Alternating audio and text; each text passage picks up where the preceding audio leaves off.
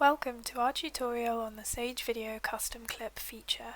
In this video, you will learn how to use this tool to create custom clips to save, share, or use in learning management systems, LibGuides, or other online spaces. The Sage Video platform provides the custom clip tool so you can quickly save or share the video content most relevant to your needs. This allows you to focus on key content, regardless of the original video's length.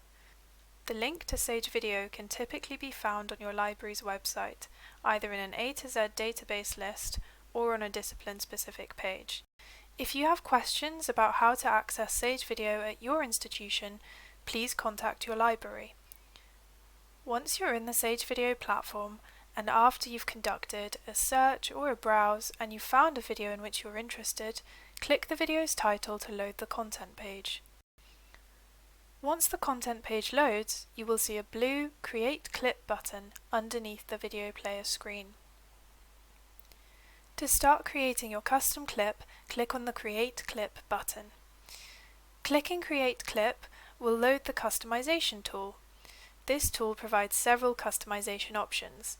First, you can choose the start and end time codes for your clip.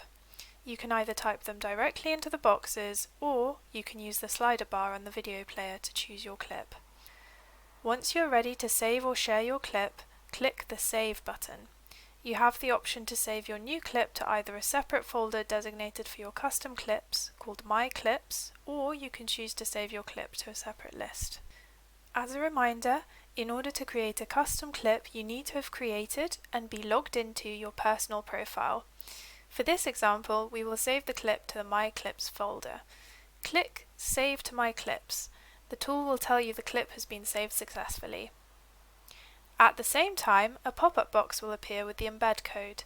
To grab the embed code, click the Copy to Clipboard button.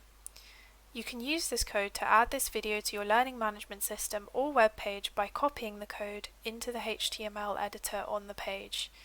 You also have the option to choose the size of your video. In addition, the pop-up also includes a permalink to your custom clip and a preview example of what an embedded video looks like in a learning management system. We hope you found this tutorial useful.